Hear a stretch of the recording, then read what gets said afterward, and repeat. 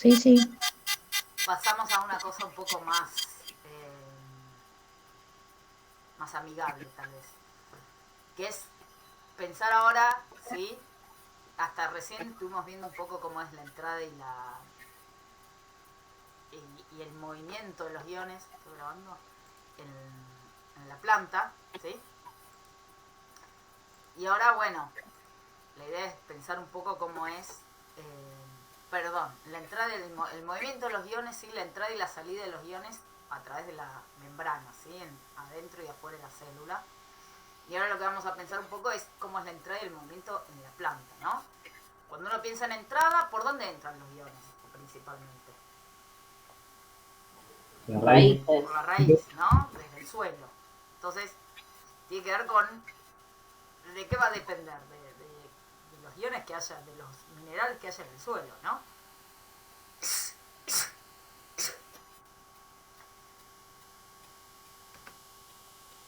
El movimiento, ¿sí? Primero, para que pueda haber una absorción de un ion, tiene que entrar en contacto de algún modo, ¿sí? La raíz con el nutriente, ¿sí? Y hay como tres vías de llegada o de contacto entre la raíz y el nutriente, ¿sí? Una tiene que ver con el crecimiento de la raíz, ¿sí? Cuando la raíz va creciendo, ¿sí? A medida que va creciendo va interceptando distintos iones directamente, ¿sí? Es una intercepción directa, ¿sí? Y entonces los distintos iones van a ir entrando por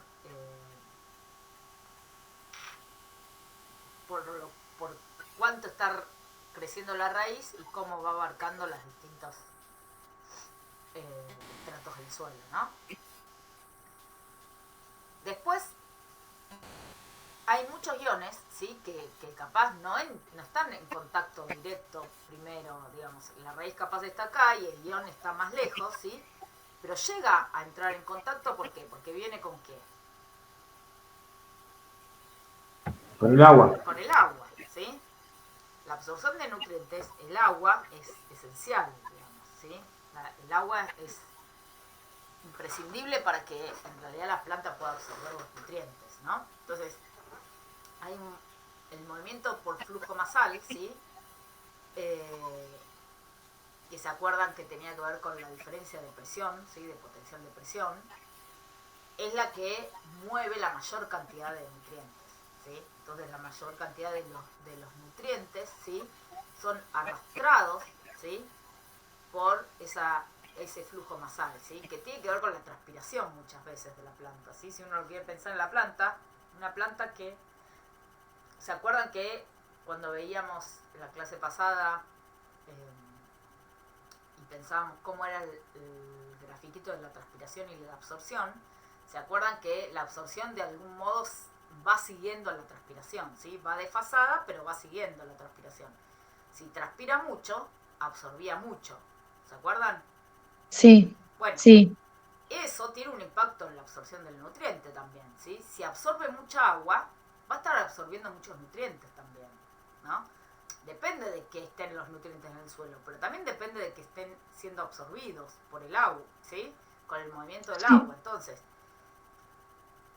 por ejemplo, si yo fertilizo y no riego, ¿sí? El fertilizante queda en el suelo, ¿sí? Queda ahí, queda impactado en el lugar y no tiene manera Exacto. de O sea, transportar. puede entrar un poco, que algo que quede en contacto, que yo, algo que va difundiendo, porque por difusión también llega, pero necesitamos ponerle agua para que absorba bien el nutriente, ¿sí? Y sobre todo, bueno, si uno tiene los fertilizantes que son los que hay algunos que son líquidos, digamos, que es un fertilizante líquido que ese ya va con agua, digamos, entonces es más directo, más rápido, pero hay muchos son que de liberación lenta, ¿no? Y esa liberación lenta necesita que vaya teniendo agua, ¿sí? Varios días para que pueda ser absorbida. Entonces, es importante la absorción, es importante el agua para la absorción de los nutrientes, ¿sí? En sequía, ¿sí? La planta, además de tener poca agua, ¿sí? Para poder Para poder, tomar, claro. para tener urgencia, ¿no? Para poder crecer y tener tu urgencia, también tienen poca agua para absorber nutrientes, ¿sí? Entonces, la absorción de nutrientes es muy dependiente del agua. Entonces, el contacto de la raíz con el nutriente, entonces se puede dar, o hay una parte que es por la intercepción directa, ¿sí? A medida que la raíz va creciendo, va interceptando más porciones del suelo y eso hace que entre en más contacto con los nutrientes. Principalmente llegan, la mayor parte de los iones llegan por flujo masal, ¿sí? Que vienen arrastrados por esa diferencia de presión, y también hay mucho que difunden hacia la raíz por difusión, ¿sí? Pero, como les decía, lo más importante cuantitativamente en cantidad tiene que ver con la que llega arrastrada con el agua, ¿sí? Que va siendo absorbida, ¿sí? Entonces, el agua que está más lejos de la raíz, lleva nutrientes disueltos, ¿sí? Y cuando la planta está absorbiendo mucha agua, bueno, el agua esa se mueve hacia la raíz con los nutrientes, ¿sí? Entonces eso permite que lleguen muchos más nutrientes a la raíz. Entonces, la disponibilidad de agua, ¿sí? Tiene un efecto bastante importante sobre el establecimiento entre el contacto entre el ion y la raíz. ¿Por qué? Porque el agua afecta. Por un lado afecta esto que decimos, afecta el flujo masal, afecta la movilidad también por difusión. Cuando hablamos de ese contacto directo, ¿sí? Esto de que decimos, bueno, las raíces van creciendo, se acordan que la clase pasada hablamos también de la estructura y de las raíces. A medida que las raíces van creciendo, van interceptando más, abarcando más porción de suelo,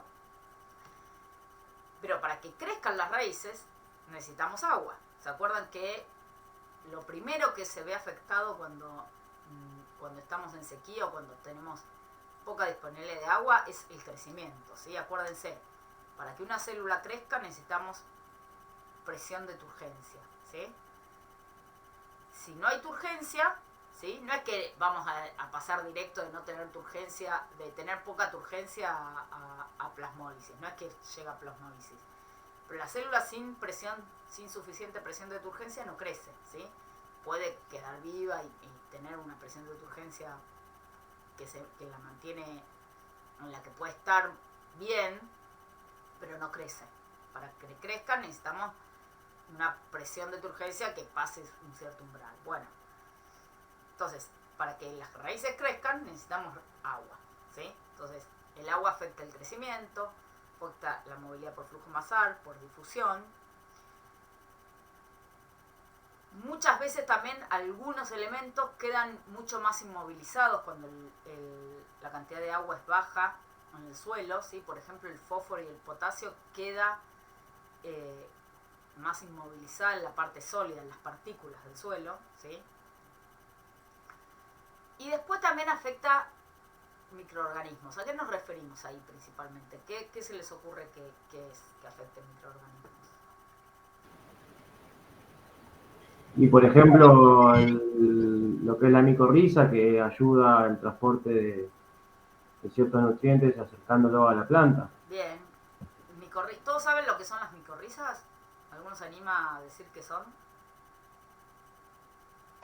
Son hongos que están presentes en el suelo, que sí ayudan a traslocar nutrientes y también a lo que son como las defensas, como el sistema inmune, poner comillas, de la planta. Son hongos benéficos que tienen una relación simbiótica con las plantas, ¿sí? Una relación que es benéfica. Entonces, y esa relación benéfica, vamos a verlo al final de la materia, pero esa relación benéfica incluye que, digamos, tiene beneficios la planta, por eso es simbiótica, tanto la planta como el hongo, ¿no? Bueno, uno de los beneficios que obtienen las plantas de esa relación simbiótica con los hongos es que se favorece bastante la absorción de nutrientes. Entonces, pero los hongos, ¿sí? Como cualquier microorganismo, necesitan agua, ¿sí? Cuando el suelo está muy seco, los hongos esos se mueren, ¿sí? Entonces, esas micorrizas se mueven si el suelo está muy seco. Seco. Entonces, eso, la disponibilidad de agua afecta a los microorganismos, ¿sí? ¿Qué otros microorganismos afectan? Y hongos y bacterias descomponedoras que van a hacer que los nutrientes estén solubles. Bacterias descomponedoras, por ejemplo, ¿sí? Y hay otras bacterias que hay unas que son como bien específicas de nutrición, que ¿cuáles serían? Más allá de las descomponedoras generales. Las nitrobacter para el nitrógeno. La Rhizobium. Las Rhizobium. Rhizobium, ¿qué son las Rhizobium? De las leguminosas, que pertenecen a las leguminosas. Son Las que dejan simbiontes. Son disponible el simbiontes. nitrógeno. Ahí Simbiontes. está, son simbiontes y lo que tienen Rhizobium es que fijan Nitrógeno. aéreo, ¿sí? En el ambiente, en el aire, hay un montón de nitrógeno. Pasa que ese nitrógeno es nitrógeno gaseoso y las plantas no lo pueden absorber como nitrógeno gaseoso. Entonces, las leguminosas que tienen simbiosis con estas bacterias, ¿sí? ¿Qué beneficio tienen en esa simbiosis? Bueno, que estas bacterias lo que hacen es fijan ese nitrógeno que es gaseoso y lo fijan en moléculas que, como el nitrito, que lo pueden absorber las plantas y entonces quedan, las bacterias estas viven dentro de las raíces, forman unos tallos y entonces lo que obtienen es un montón de nitrógeno, ¿sí? En esa simbiosis. Bueno, estas bacterias son bastante importantes para el crecimiento de las leguminosas y bueno, también se ven afectadas, ¿sí? Cuando hay baja disponibilidad de agua, ¿sí? Hay otras bacterias que tienen que ver con el nitrógeno, ¿sí? Que son de vida libre, no son de simbiosis, ¿sí? Que son las que pasan distintas formas por ejemplo, el amonio, las plantas no absorben amonio, entonces el amonio tiene que pasar a nitrito y del nitrito al nitrato. Bueno, hay bacterias que cumplen esas funciones, ¿sí? Que son las bacterias nitrificantes, ¿sí? Que pasan del amonio, que no es absorbible por la planta, que más bien es tóxico, a formatos como el nitrito, que son los que puede absorber la planta. Bueno, todas esas bacterias que son de vida libre se ven todas afectadas por los microorganismos. Entonces, se ven afectadas, por la disponibilidad de agua. Entonces, la disponibilidad de agua afecta a un montón de microorganismos que son muy importantes para la nutrición de las plantas, ¿sí? Tanto las simbióticas como las de vida libre. El pH también es importante, ¿sí? En general, los pHs relativamente bajos, ¿sí?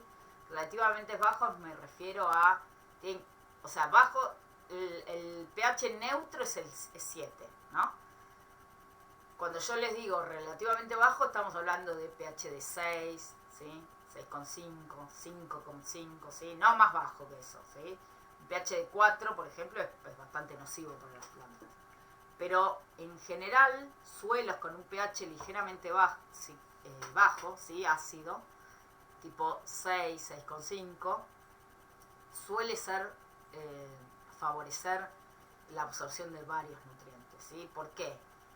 Porque favorece, por ejemplo, la liberación de los cationes de la roca madre, ¿sí? Cationes como potasio, magnesio, calcio, manganeso, son, cuando el pH es más básico, quedan como más retenidos, ¿sí? a la roca madre, a las partículas del suelo, y con pHs un poquito más ácidos se liberan más fácilmente, ¿sí? Aumenta también la solubilidad de algunos carbonatos, sulfatos, ¿sí? Fosfatos. También mejora la absorción de hierro y de otros micronutrientes, ¿sí? Un problema que muchas veces tienen, por ejemplo, me imagino que muchos de ustedes, la mayoría de ustedes, viven en zona oeste con suelos, con agua bastante básica, ¿no? Todos los que no tenemos agua de red, si tienen agua de pozo, probablemente sean aguas básicas, ¿sí? El agua de pozo tiene un pH, por lo menos por la zona cerca de la facultad, de más o menos 8, 8,5. No sé si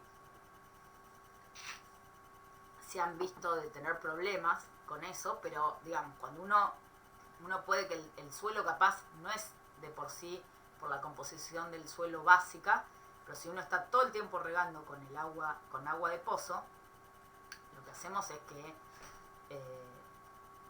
estamos aumentándole el pH a ese suelo, ¿sí? Entonces podemos empezar a tener problemas con varios nutrientes. Es bastante común tener problemas con algunas plantas que requieren mayor Hierro. concentración de Sí. hierro. Por ejemplo, las azaleas. Vieron que es bastante común tener azaleas que se empiezan a poner medias amarillas. No sé si les pasó. El jamón de Sí, cabo. sí, las azaleas son plantas como, uno no sabe por dónde va esa planta, no la entendéis nunca. Bueno, Claro, muchas veces los problemas que tenemos con las azaleas en lugares en donde regamos, por ejemplo, con agua de pozo, tiene que ver con el hierro, ¿sí? Y entonces, y a veces uno le tira hierro, pero de todos modos, si es muy tampoco. básico el agua, de todos modos genera ciertas interferencias y las plantas no lo pueden absorber. Bien. Claro. Entonces, ¿Puede ser también con el limonero, profe? el limonero puede que tenga el requerimiento. Sí, sí. No suelen tener. Sí, puede ser. Los cítricos, a veces el problema que tienen es exceso de agua. Hay que tener cuidado ahí con eso. Porque yo lo riego con agua de pozo y está bastante amarillo. Bueno, si lo regás mucho puede ser exceso, ¿eh? Los cítricos no les gustan el exceso de agua. Ah, puede ser. Pero también puede ser problemas, no sé si tanto de hierro, pero puede ser algo de hierro, pero puede ser de varias cosas, porque en términos medio generales uno puede decir que los suelos de pH más bien altos, básicos, generan como interferencias con varios nutrientes, ¿sí? Y por eso muchas veces se usan algunas mezclas que tienen turba, por ejemplo. La turba acidifica el suelo. O los chips de pino, ¿sí? Eso ayuda a acidificar un poco el suelo y entonces mejora bastante. Baja el pH Claro, y baja un permite poco el mejorar, pH y entonces mejora claro, bastante mejora la absorción. de varios nutrientes. Pero Lo que también habíamos puede ser, visto, ¿Cómo? perdón. No, que lo que habíamos visto en suelos y sustratos es que aunque uno parta de un buen sustrato, o sea, de un sustrato bien formulado, que sea ácido para el cultivo de jazmines o azaleas y demás, si se riega con agua de pH alto, se modifica al toque el sustrato. Sí. Como habíamos visto que es muy rápido, cómo vuelve a cambiar, entonces que es clave ahí. El agua, sí. Habíamos visto como formas de bajarle un poco el pH al agua, pero bueno, implicaba Costos. eso, mezclarle, sí, Sí. que es difícil si tenés un pozo, o sea, había que armar un reservorio de agua. Sí, sí, es todo un tema, digo, digamos, sobre todo, capaz uno en la casa puede hacer cosas y no es tan, puede juntar agua de lluvia, siempre es buena juntar el agua de lluvia por eso, porque el agua de lluvia es... perfecta para la tierra. Sí, sí. Claro. O sea, nunca, siempre uno tiene que tratar de no, es difícil, de no juntar capaz los primeros 15 minutos de la lluvia, porque existe, como tenemos contaminación en el aire, Entra todo lo que arrastra primero. Lo que arrastra de contaminación, eso que muchas veces se llama lluvia ácida, cuando estamos en zonas más industriales, ¿sí? Donde la contaminación es bastante importante, ahí directamente podemos tener lo que se llama lluvia ácida, ¿no? Porque lo que pasa es eso, cuando llueve, todo lo que está en la atmósfera decante cae con la lluvia. Entonces, si uno deja pasar esos primeros 15 minutos, en general ya después la lluvia ya viene bastante limpia y la lluvia es como agua destilada, ¿sí? Entonces no tiene el pH 7 o es muy cercano a 7 y entonces es buenísimo el agua esa. Pero bueno, qué sé yo, en esta época nosotros podemos pensar juntar el agua de lluvia porque está lloviendo un montón, pero hay épocas de sequía en donde no. Entonces, no siempre uno puede regar con agua de lluvia. Y de vuelta, uno puede regar capaz, juntar y regar en la casa, pero cuando uno está en una producción, en un vivero, en una huerta, un cultivo, ya es más difícil juntar agua de lluvia. Entonces, hay cosas que se pueden hacer, pero siempre son inversiones de costos. Entonces, bueno, nada, es una mezcla en tratar de tener sustratos, a veces cuando uno ya sabe que va a tener bastante agua de pozo, tener sustrato lo más ácido posible, ¿sí? Y después, bueno, ver cómo va manejándose. Pero bueno, la cuestión es esa, que lo que ustedes vieron de los problemas del agua básica tiene que ver principalmente con estas cosas, ¿sí? Con que generan ciertas interferencias con varias iones en general, ¿sí? Y eso. Entonces, bueno, hay cosas que son más difíciles y cosas más fáciles, ¿sí? Algunos viveros, en el INTA, por ejemplo, en floricultura, tienen destiladores, entonces tienen una canilla con la que riegan que sale agua de pozo y otras que sale agua destilada, y entonces depende que hay plantas que tal vez no les pasa nada con el agua de pozo y a veces y otros cultivos que tal vez que son más delicados y usan agua destilada. Entonces, nada, existen, pero tener un destilador grande que destile la cantidad de agua que hace falta es muy caro. Entonces, nada, no. Lo hace artesanalmente como se puede. Sí. No queda otra, porque Sí. También si lo pensás en dimensión, en un cultivo enorme, no podés decantar ese agua de lluvia que viene con toda esa carga de contaminación ambiental. Bueno, ahí quizás existan a niveles macro, pero también tiene un límite, ¿no? Sí, es difícil, sí. A veces hay cosas que se hacen medio, pero también necesitas espacio y bastante tiempo, y alguna inversión, pero hay cosas que se están haciendo bastante con biopiscinas, por ejemplo, y utilizar, hacer un sistemita de filtrado, ¿sí? con plantas, de filtrado de agua, y después utilizar ese agua para riego, esas Para cosas. riego, Hay claro. de eso, pero, Acompañaba la idea que decías, para riego, utilizar el agua después para riego, claro. Y entonces se puede hacer algo de eso. Pero bueno, todo es costo de inversión. Pero bueno, también, qué sé yo, no sé, no pongan una producción de azaleas si van a estar en un lugar con agua de pozo básica. Claro. También están esas cosas. Es Si vas a pensar esas tener, cosas. bueno, que tengas agua de red, por ejemplo. Uno puede ir pensando esas cosas, ¿no? Si van a hacer una producción de azalea, y no, ahí les va a ir bastante mal si el agua con la que van a regar es muy básica, ¿sí? Bueno, entonces venimos viendo como distintas cosas que afectan, ¿no?, el contacto entre el ion y la raíz.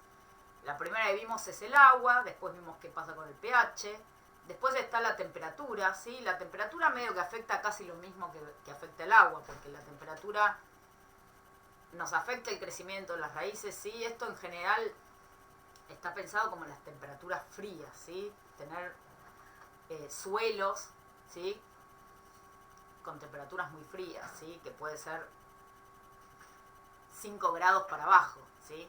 Puede ser 5, 0 grados, puede ser menos 10 grados, ¿sí? Hay lugares en donde los suelos son, en donde las temperaturas son muy bajas y el suelo está a temperaturas muy, muy bajas. ¿Y eso qué afecta? Afecta el crecimiento de las raíces, afecta la movilidad por flujo masal y por difusión, ¿sí? Porque se acuerdan que las temperaturas bajas afectaban la absorción de agua, porque afectaba la viscosidad del agua, ¿sí? ¿Se acuerdan que decíamos cuanto más baja es la temperatura, ya empieza a haber problemas de viscosidad, ¿sí? Y el agua se puede hasta congelar, ¿no? Si el suelo está a menos 10 grados, el agua está congelada, ¿sí? Entonces, la disponibilidad de agua es bastante, se ve bastante afectada por las temperaturas. Entonces la temperatura termina afectando, ¿sí? el contacto entre el nutriente y la raíz, ¿sí?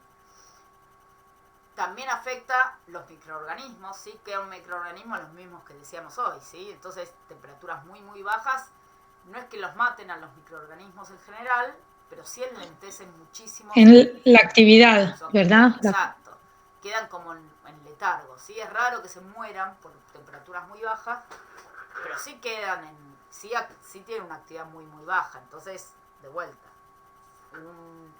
una bacteria nitrificante, ¿sí? Una bacteria que me está pasando de nitrito a nitrato, va a hacerlo muy lentamente. Entonces la disponibilidad de los nitratos va a bajar muchísimo. Y entonces la nitrificación está muy atenuada, ¿sí? En suelo frío. Y la actividad de los microorganismos en general. Pero siempre en general uno piensa bastante en los microorganismos que tienen que ver con el nitrógeno. ¿Por qué? Porque el nitrógeno, como les decía hoy al comienzo, es como el macronutriente que más utiliza la planta, ¿sí? Y es el que suele estar en deficiencia en los suelos. Entonces, ¿qué le pasa a los microorganismos que nos ayudan a tener nitrógeno de formas absorbibles por la planta? Son importantísimos, ¿sí? Y el frío nos afecta a eso, ¿sí? ¿Vamos hasta ahora? ¿Vamos bien? Sí, bueno, sí. Entonces, algunas, ¿sí? Esas son como, vimos hasta ahora como cuestiones ambientales que afectan la absorción o el contacto entre los iones y la raíz, ¿sí? Hay algunas cositas que las plantas pueden hacer, ¿sí? Se ha visto que algunas plantas liberan, ¿sí? Protones y ácidos orgánicos, ¿sí? A lo que se llama rizósfera, ¿sí? La rizósfera es como la porción de suelo que está bien alrededor de la raíz, ¿sí? Y entonces liberar esos ácidos y esos protones lo que hacen es que baja el pH de esa rizósfera. Baja un poquito el pH y eso permite que, por ejemplo, los protones que estaban... ¿se acuerdan que les decía yo que los cationes, ¿sí? Quedan bastante... quedan más retenidos por las partículas del suelo, ¿sí? En pHs más básicos. Bueno, estas rizósferas, estas raíces que liberan estos protones, acidifican un poco y entonces eso permite que se liberen, por ejemplo, esos cationes del suelo. Es importante pensar que esto ocurre en lo que se llama la rizósfera, que es como el suelo que está bien alrededor de la raíz. Pero no es que estas plantas logran bajar el pH del suelo, ¿sí? No piensen que bajan el pH del suelo. O el suelo es muy grande y haría falta un montonazo de estos ácidos o de estos protones para bajar el pH, ¿sí? Pero sí bajan por lo menos de ese suelo que está bien alrededor de las raíces y eso mejora un poco la absorción de estos nutrientes, ¿sí? Pasa lo mismo, ¿sí? O algo similar también con varias gramíneas que lo que liberan es compuestos quelantes, ¿sí? Que se llaman fitosideróforos, que forman complejo con el hierro, ¿sí? Estos fitosideróforos forman un complejo con el hierro y permiten que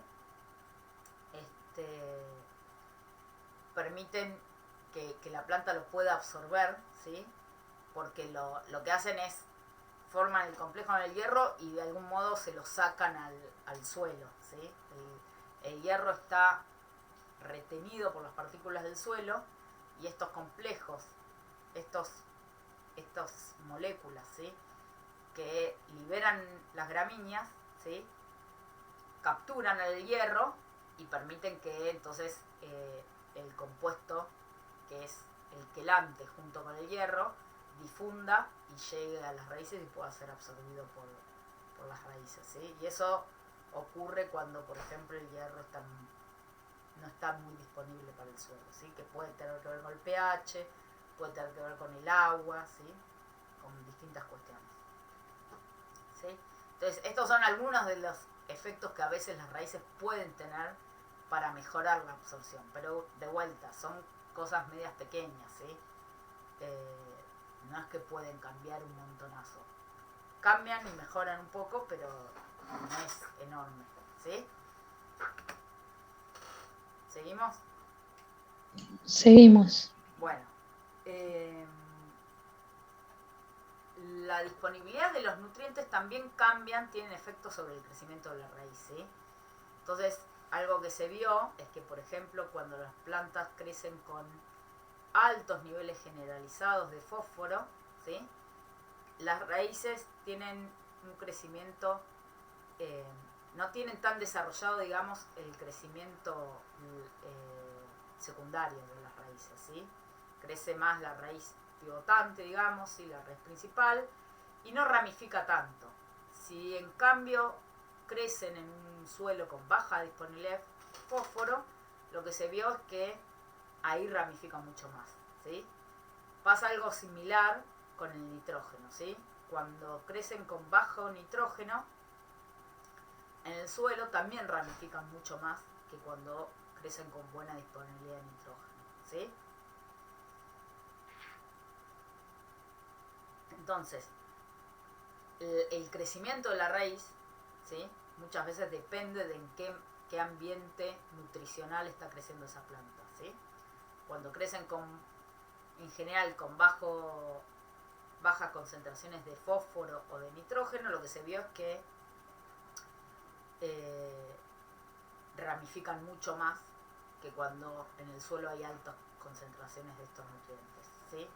Profe, ¿y eso, Sí. eso puede pensarse por etapas? Digo, pensando en el manejo viverístico, si en el momento de germinación y demás no se aplican fertilizantes con fósforo, con nitrógeno, para que se forme la cabellera, pero luego es necesario, ahí, si se fertiliza, ¿afecta esas raíces o es solo como en el momento de No, la va afectando a medida que va creciendo. Entonces, algo que ocurre en realidad igual en general es que cuando la plántula es chiquita, ¿sí? Cuando la planta es chiquita, no suele tener, a menos que arranquemos con un suelo con deficiencias, uno no tiene deficiencias al comienzo del crecimiento de la planta. Entonces no suele haber tantos problemas.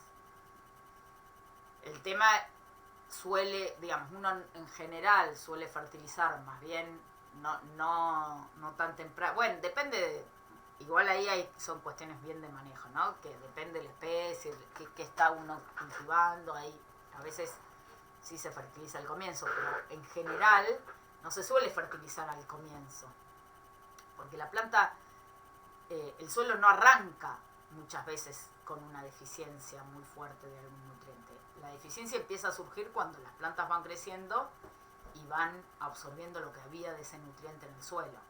Entonces, en general uno suele fertilizar en etapas posteriores, digamos, no apenas arranca. A menos que uno arranque con un suelo ya muy pobre, ¿no? Pero bueno, si no en general, uno fertiliza después.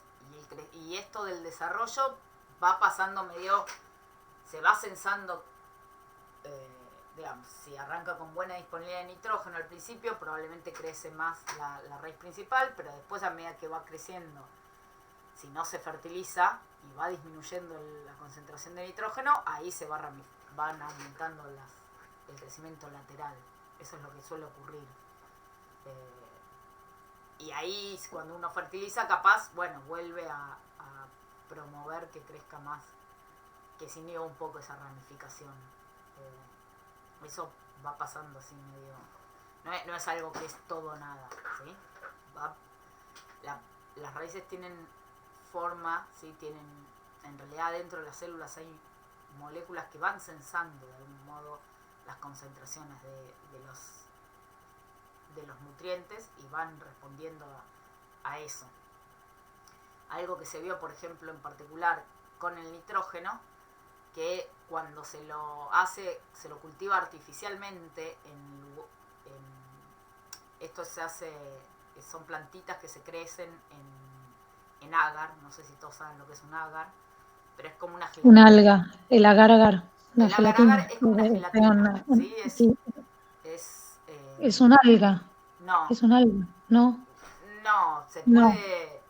No, digamos, el agar lo que tiene es que... Actúa como aglutinante. Actúa como aglutinante, es como... Sirve de sostén, digamos, ¿sí? Pero en sí el agar-agar no tiene nutrientes. Es como se usa bastante para sembrar, muchas veces para cultivar y hacer cosas más experimentales, ¿no? Porque es... Profe, Sí. Una consulta. Yo, por ejemplo, tengo huerta y en el cantero de invierno pasado yo planté habas. Sí. Y alguna que otra planta también de vicia había en el mismo cantero. Y después en primavera puse tomates y los tomates, las plantas salieron sanas y muy buen fruto. ¿Tiene que ver con la fijación del nitrógeno o Sí, con qué tiene que ver? Bueno, pueden ser millones de cosas, ¿no? Porque habría que ver qué cosas pasaron. Pero probablemente, sí, siempre está bueno tener plantas que fijen nitrógeno antes de poner un cultivo que te interese. Un cultivo que, claro, claro, que te busque. Aparte hiciste mucho nitrógeno. El tomate. Pero digo, ¿habrá sido específicamente el nitrógeno que me dio tan buenos frutos? Porque comparado con otros canteros que no había puesto ninguna leguminosa, no había sido tan bueno el tomate. Bueno, no sé si tendrá que ver. Bueno, si tenés justo ese control, porque yo te decía, depende un montón de cosas. Capaz justo este año, qué sé yo, este año hubo mucha agua, mucho riego. O sea, no fue el año pasado con la sequía fue terrible. Sequía, tuvimos más sequía. Y este año con las lluvias, hubo mucha agua de lluvia, anduvieron mucho mejor muchas plantas. Ahora, si vos me decís, en el mismo momento yo tenía canteros que tuvieron las mismas condiciones ambientales y la diferencia fue esa, bueno, probablemente tiene que ver con eso, con el nitrógeno que fue fijado. Las leguminosas tienen eso, digamos, hacen simbiosis, digamos, y usan ellas el nitrógeno, pero después ese nitrógeno queda cuando uno cosecha, porque quedan en las raíces, quedan en la tierra. Queda en la tierra, ¿cómo se llama? Ay, no me salen los nódulos. Los nódulos, ¿sí? Entonces ahí que hay bastante nitrógeno, queda con el suelo, empieza a quedar con mucho más nitrógeno, ¿sí? Sí, claro. Siempre está bueno tener leguminosas, rotar con leguminosas, o incluso tener leguminosas, muchas veces se hacen asociaciones, y poner leguminosas siempre ayuda, o en general suele ayudar bastante. Así bueno, que sí, gracias. podría tener que ver con eso. También a veces son otras cosas, qué sé yo. No te puedo asegurar. Capaz un cantero está más iluminado que otro y también tiene que ver con la luz. Digo, pueden tener cosas distintas. Pero sí, es probable que eso haya ayudado bastante. Algo que se ve con el nitrógeno, ¿sí? Por ejemplo, es que, bueno, cuando se hicieron experimentos en esta agar que yo les digo, se crecían, lo que se probó es decir, bueno, voy a crecer en un agar sin ponerle mucho nitrógeno, con poquito nitrógeno, y un agar que tenía mucho nitrógeno en una zona determinada del agar, ¿sí? Entonces se dividía como por estratos, se dividía el agar con alguna especie de membranita, alguna cosa que me separe un poco para que no difunda y para aumentar acá la concentración de nitrógeno. Y lo que se vio es que en donde había más nitrato, ¿sí?, ramificaba más. Entonces, acá se encontró, sí, esto es todo, hay un mecanismo molecular atrás de esto que no vamos a entrar en detalle, pero lo importante que tiene que involucra hormonas, sí, las auxinas disparan este crecimiento, pero lo importante de esto es que las raíces, la planta, tiene formas, tiene mecanismos de distinguir si la concentración es generalizada, alta, o si es localizada.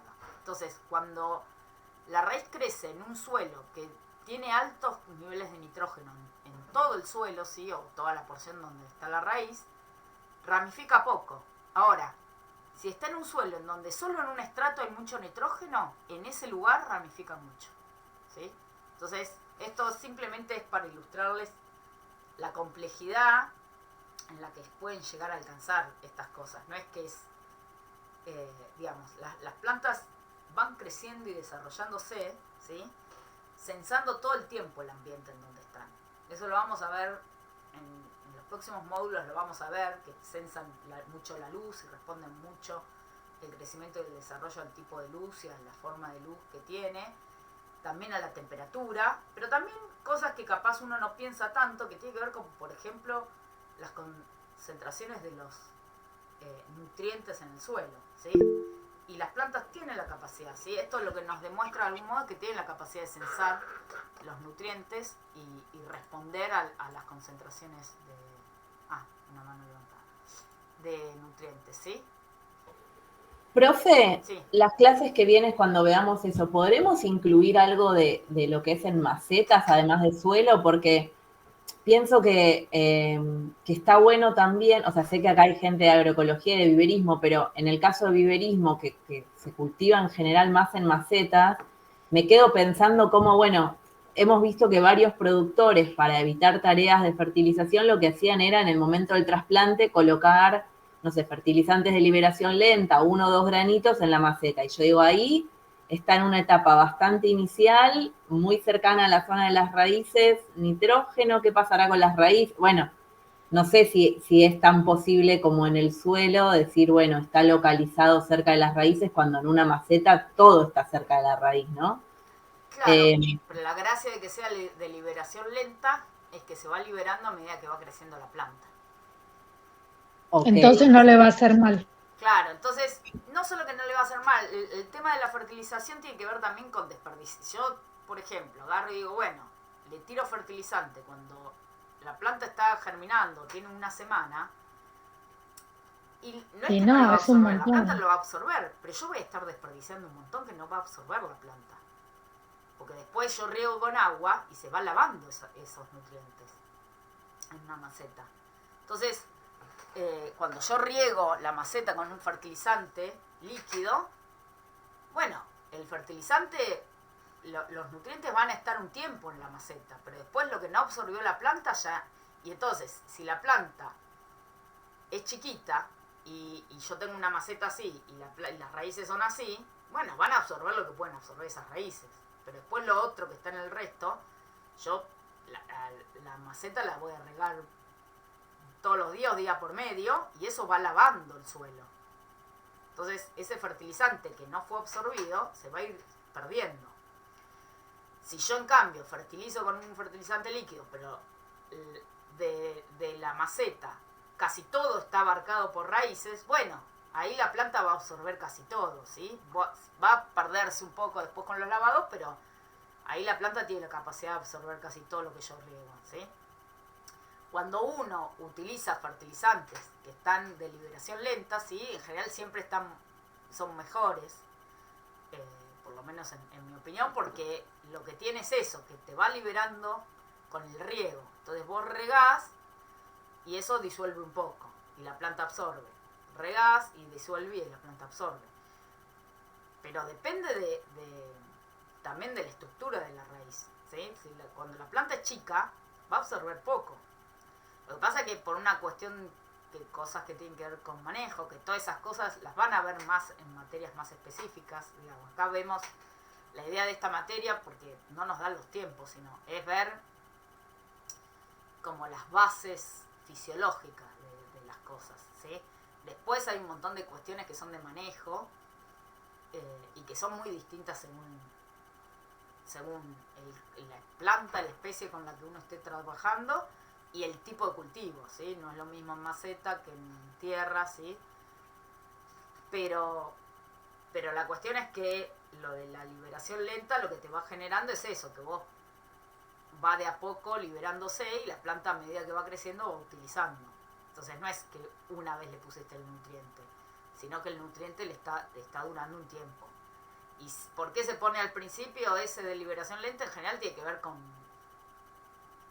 facilidad de manejo, ¿sí? Muchas veces se trasplanta, se pone con, digamos, en el momento, por una cuestión de trabajo, no por una cuestión de que sea necesariamente el mejor momento para fertilizar. ¿Se entiende lo que voy?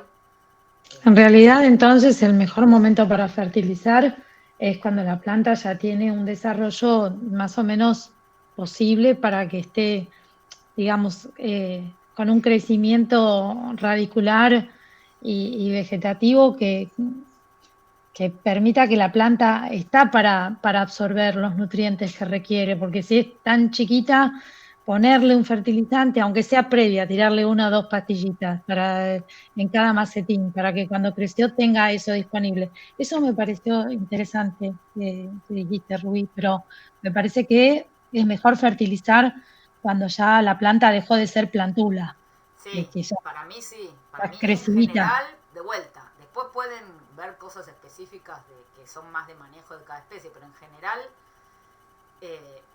yo si uno tiene, digamos, fertilizar tiene un costo, entonces en general uno trata de hacerlo en el mejor momento. Digamos, lo ideal es que la planta tenga siempre una buena nutrición mineral, pero bueno, del ideal a la realidad, digamos, la hidroponía lo que tiene es eso, por ejemplo. Si uno cultiva en hidroponía, la hidroponía siempre está en una solución con buen requerimiento de todos los nutrientes, está buenísimo. Pero bueno, es carísimo eso y además tiene otras limitaciones, ¿no? Cuando uno ya está en maceta o en suelo, en maceta fertilizar en un punto es más fácil que en suelo, ¿sí? En suelo con las lluvias y los lavados se pierde mucho más. Pero entonces uno tiene que pensar cuándo fertilizar, ¿sí? Y de qué modo. Por ejemplo, en general también es bastante importante fertilizar en la floración, por ejemplo. ¿Por qué? Porque también es necesario muchas veces un montón de nutrientes.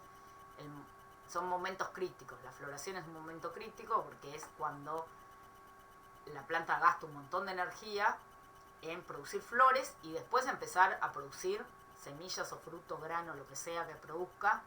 Y entonces depende de lo que yo quiero cultivar, también depende de cuándo voy a fertilizar, ¿sí?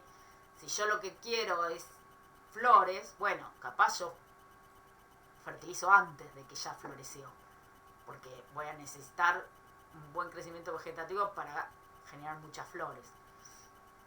A veces se hace en antes, se hace cuando florece, ¿sí? ¿Por qué? Porque bueno, está bien, yo necesitaba flores, pero además necesito después lo que se llama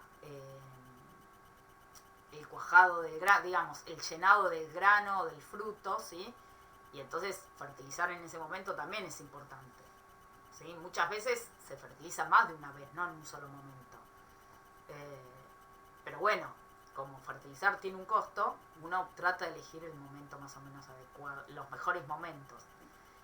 Yo no fertilizaría apenas tengo la plántula, ¿sí? Apenas la pongo a germinar, ¿sí? Yo cuando pongo a germinar una plantita, la semilla tiene los nutrientes que necesita la plantita para salir, ¿sí?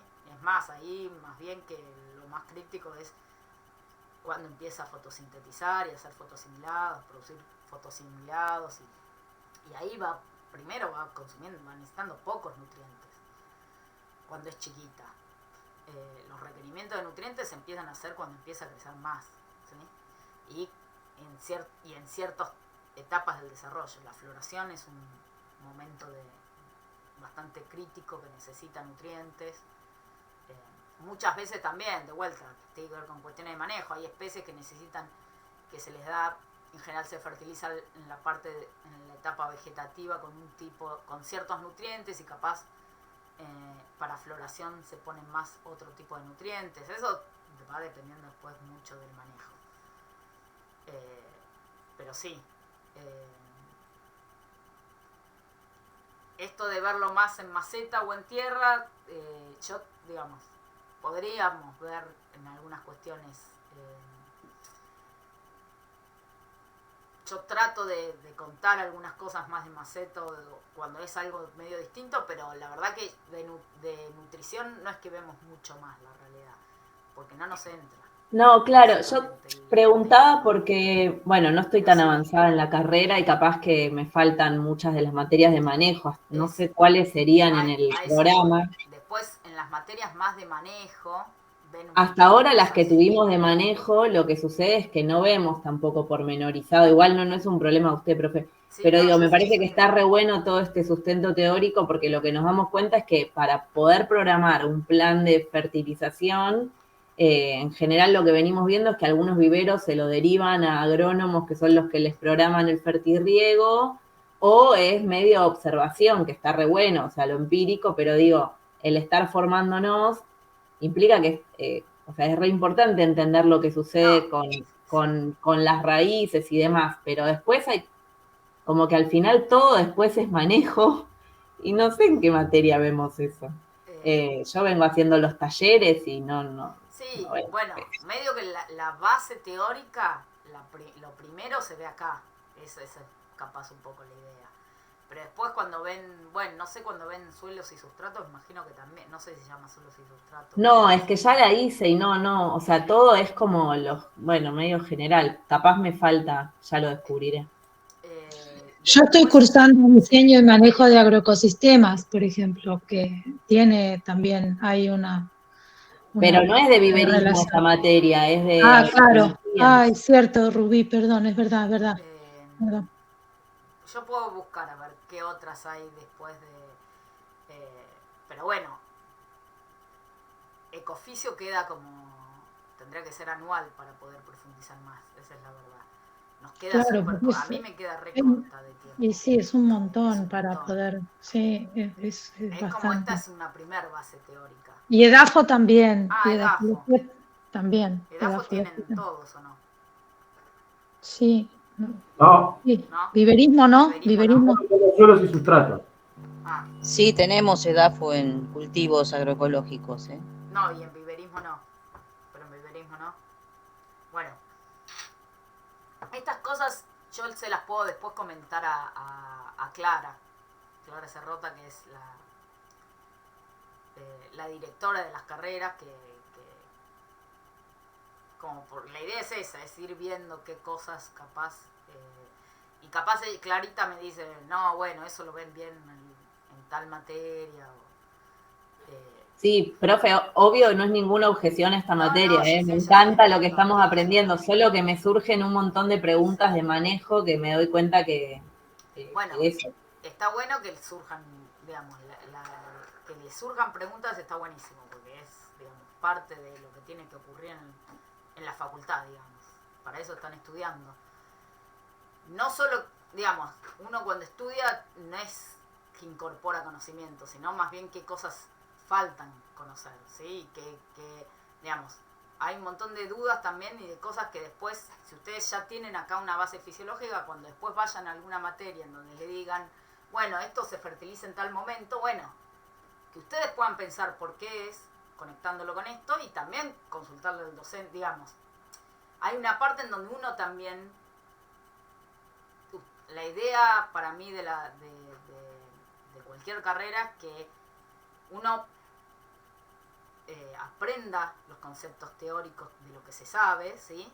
Pero que también tenga la capacidad de buscar, ¿sí? Y de entender, porque la diferencia va a ser que después de haber cursado Ecoficio, lo que yo espero que les pase a ustedes es que si ustedes no saben algo, porque capaz, digamos, hay 1.000.000 de cosas que no vemos en la materia, pero que sí les haya ayudado para entender cuando van y buscan, ¿sí?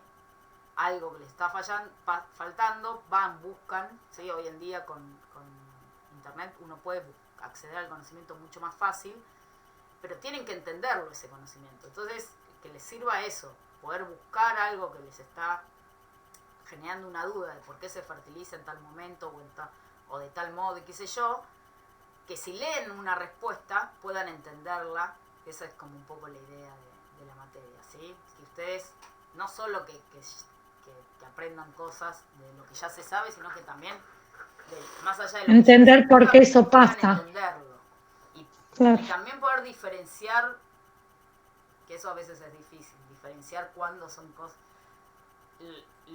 Internet lo que tiene de bueno es que nos deja acceder a un montón de conocimiento, pero también hay un montón de cosas que nos van. Y tratar de buscar en fuentes confiables, digamos, ¿sí?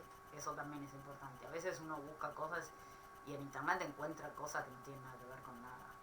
Respuestas que, qué sé yo. Tratar de ir a fuentes más o menos confiables, ¿sí? Pero bueno, sí, qué sé yo. Hay un montón de cosas que no vemos y hay un montón de cosas que yo no sé también, porque yo sé cuestiones más teóricas, ¿sí? De un montón de fisiología y de cómo funcionan las plantas, pero la realidad es que después en cuestiones más de manejo a veces choca con esos conceptos, ¿sí? Y hay cosas que son prueba y error y no se sabe todavía el fundamento teórico, pero se sabe que funcionan prácticamente, ¿sí? Y entonces, claro, un poco es la combinación entre la información, digamos, que nos dan acá oficial y después la práctica que hace el maestro. Y sí. A mí me pasó particularmente con suelos y sustratos, yo la cursé, después quise armar un sustrato, busqué en internet tipos de sustratos para lo que necesitaba, Sí. Y a la hora de formularlo, cuando lo vi armado y todo y lo usé, me di cuenta que esto no estaba bien, que la información que estaba en internet no era la correcta para el sustrato. Y por criterio mío un poco, la modifiqué y obtuve un resultado mejor, o sea, quitando de lado lo que uno pretende conseguir desde lo que puede llegar a ser internet y usando un poco más el criterio que se dio en las clases. Bueno, esa es un poco la idea. Que, digo, uno aprende cosas y también hay que saber que las cosas que uno aprende en la facultad no son verdades universales y únicas, ¿eh? Hay un montón de cosas que nos pasa a todos. Uno las aprende de un modo y después surgen otras cosas. El conocimiento es algo que se mueve todo el tiempo. Y no es que algo que está probado necesariamente funcione universalmente, ¿sí? Un montón de cosas nuevas y todo el tiempo se están descubriendo. Entonces también existe eso, ¿sí? Que uno puede tener una idea de algo y después encuentran cosas un poco distintas y es porque se van conociendo, ¿sí? Mucho de todo esto que estamos viendo, ¿sí? Y sobre todo lo que vamos a ver más adelante, se estudia en una planta que es esta plantita, digamos, que se llama Arabidopsis, que es una planta modelo, y hay 1000 cosas que se saben de esa plantita modelo, pero ahora después que eso funcione para todas las plantas, no. Si uno lo quiere trasladar a todas las plantas, no necesariamente se traslada a todas las plantas, ¿sí? Hay cosas que sí y hay cosas que no, y hay cuestiones que son generales y cosas que no. Entonces, eso también hay que tener en cuenta. Por eso, después, las cuestiones de manejo muchas veces tienen también que ver con la especie. Como todas las especies no son iguales, ¿sí? Y las plantas, sobre todo, hay una diversidad bastante importante, con un montón de adaptaciones a distintos ambientes. Eso hace que qué sé yo si tengo un cactus y tengo una azalea, no las voy a regar igual, no van a llevar la misma cantidad de agua, ¿sí? Si bien uno estudia básicamente uno estudia el movimiento del agua y todo eso en general, yo si al cactus lo riego todos los días, lo mato, pobre, ¿sí? Porque ocurren otras cosas. Entonces, eso tiene más que ver con cuestiones también de manejo, ¿sí?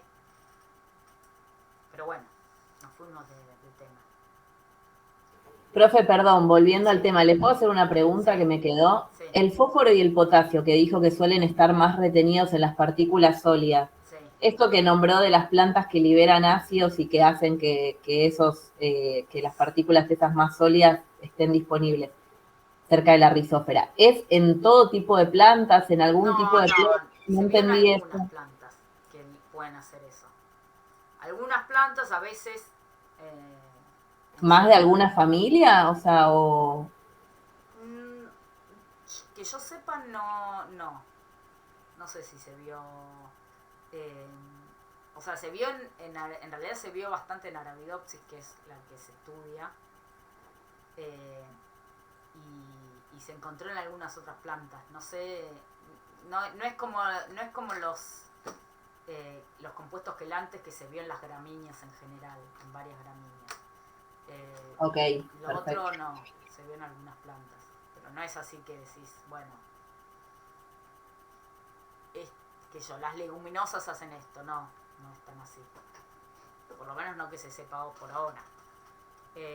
Hay todo lo que tiene que ver con nutrición, con crecimiento de raíces, con suelo, en general, en términos generales, si bien se saben muchas cosas, en términos generales se conoce mucho menos que todo lo que es aéreo, en general. Por una cuestión de facilidad en el estudio. Estudiar todo lo que tiene que ver con las raíces, con la estructura y la arquitectura de las raíces es re difícil. Porque cuando uno crece las plantas en el suelo, sacarlas y ver cómo crecieron, se queda con un montón de raíces en el suelo, ¿sí? Y uno puede hacer cosas, por ejemplo esto de crecerlas en agar, pero la verdad es que crecerlas en agar, las raíces cuando crecen en agar no crecen igual que en el suelo. Y en los distintos tipos de suelos crecen distinto.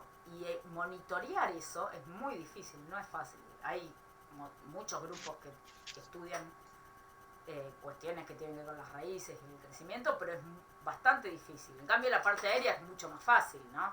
Uno lo ve visualmente, puedes medir cómo va creciendo el tallo, el largo del pecíolo, lo largo de la hoja, el ancho de la hoja. Eso es algo medible, uno lo puede medir por hora, por minuto, por día.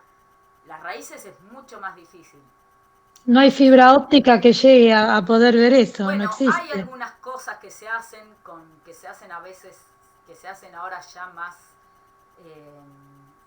con cosas de temperatura y pueden registrar. Hay varias cuestiones de esas, pero son investigaciones bastante caras que logran hacer unas cosas así, pero es difícil, es muy difícil. Después hay aparatos que escanean las raíces y dan forma, pero uno tiene que sacar la raíz del sustrato, entonces de vuelta. En general muchas veces se hacen sustratos livianitos que permiten que uno los pueda sacar y lavarlos bien, pero bueno, en esos sustratos no crecen igual que en un suelo compacto, en la tierra, entonces, qué sé yo. En general es más difícil el estudio entonces hay muchas cosas que se información saben, que no se sabe, mucho que claro, no se sabe, sí, que no se llega. Sí, exacto. Pero bueno. Igual a la información que se llega del desarrollo de las raíces es increíble, es un montón. Sí, es un montón se sabe a lo que, mucho, pero bueno, a lo que se ha llegado. Hay mucho que no se sabe, eso es. Y por ejemplo, los que estudian micorrizas, a veces hay cálculos de que las micorrizas abarcan porciones muy grandes del suelo. Y entonces la conexión que hay entre distintas plantas y las micorrizas también es todo un tema de estudio que está como en boga, que se empezó a estudiar mucho, no hace tantos años, digamos, qué sé yo, 30 años, 20. Claro, claro. Entonces se está conociendo mucho ahora, pero nada. Tengan una idea, algo interesante que está bueno que se lleven de la materia también es eso, que se sabe mucho, pero falta muchísimo por saber, no es que sabemos todo, ¿sí? Entonces, nada, no... ¿Cómo estamos de tiempo? Uy, nos refuimos. Eso, ¿sí? No... Y bueno, que también con esta materia, de alguna manera, esto que por ahí mencioné al principio, podemos saber cómo se manifiesta en la planta la cantidad de nutrientes que puede ir absorbiendo por, qué sé yo, niveles mayores de potasio o de hierro, o cómo reacciona a los distintos nutrientes y cómo se manifiesta y poder entender que eso pasa o tener una idea que va por ahí, ¿no? Sí. Como, O sea, de acá se van a llevar como una idea general. Después, ahora más al final, que capaz queda para la clase que viene, vamos a ver algo de deficiencias o de excesos de nutrientes, pero excesos, claro. si bien hay un montón de cuestiones de deficiencia, sinceramente, de acá no van a saber, no es que después ven una planta y saben qué le está faltando. No es tan fácil ese pasaje. Esa, ¿sí? ah, Porque las deficiencias de los nutrientes, si bien tienen algunas características que uno puede más o menos tratar de distinguirlas, a veces se pueden confundir entre distintos deficiencias de nutrientes y también se pueden confundir muchas veces con el ataque de patógenos, ¿sí? Muchas veces claro. es un patógeno lo que está produciendo una clorosis y no es una deficiencia, por ejemplo, ¿sí? Entonces, Claro. de vuelta, ahí muchas veces tiene que ver a veces también con el manejo. Cuando uno trabaja con una especie en particular, un productor de, qué sé yo, de crisantemos, capaz la tiene re clara y ya con el color de la hoja ya sabe si es un bicho o es una deficiencia. O es una deficiencia.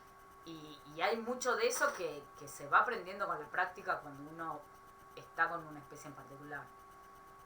Claro. Acá vamos a ver algunas cosas medio generales, pero yo no les voy a mentir, no van a salir sabiendo qué es, ¿sí? A mí me pasa en mi casa que a veces veo y no estoy del todo segura qué es, no es que sé, yo digo, ay no, a este le faltó potasio, no, para nada. Uno puede tratar de ver qué es lo que le está faltando y a veces acierta y a veces no, y a veces muchas veces son patógenos, ¿sí? Pero bueno, la idea es más o menos tener una noción y de vueltas, buscar, investigar, ¿sí? Mucho de lo que uno tiene que hacer tiene que ver con uno, ¿sí? Sí, sí. Bueno, ¿cómo vamos? ¿Cómo vienen ustedes con...? Romina, yo me voy ya a bajar de la clase porque si no, no llego a la facu. Bueno. Así que bueno, quedo en esto como vos dijiste al principio de la clase. Dudas que pueda tener, te las voy a mandar por mail y vos por ahí las podés contestar para la próxima y veo la clase. Dale, claro, sí, porque estamos estoy con esta salida también del viernes que viene y no poder estar en la última previa al parcial. Listo. Bueno, gracias. Bueno, hasta luego. Un saludo a todos. Si les Chao, parece chao. igual, Chao. llegamos hasta acá. Sí, yo también, profe, un ratito más porque ya tengo que ir a la facultad. Dale. Si les parece, vemos 2 diapos más y... A ver, ¿cómo? O lo cortamos acá y esto lo seguimos la próxima, ¿sí? Es Como usted prefiera. Sí, sí. Como quieran ustedes. Esto es bastante cortito, medio raro. Pero prefiero capaz que estén más despiertos para ver esta parte. ¿Sí? Sí, profe. Esto es conceptualmente lo que más me importa que les quede. Y prefiero arrancarlo en la clase que viene. Si les parece, ¿sí? Buenísimo. Hagamos así.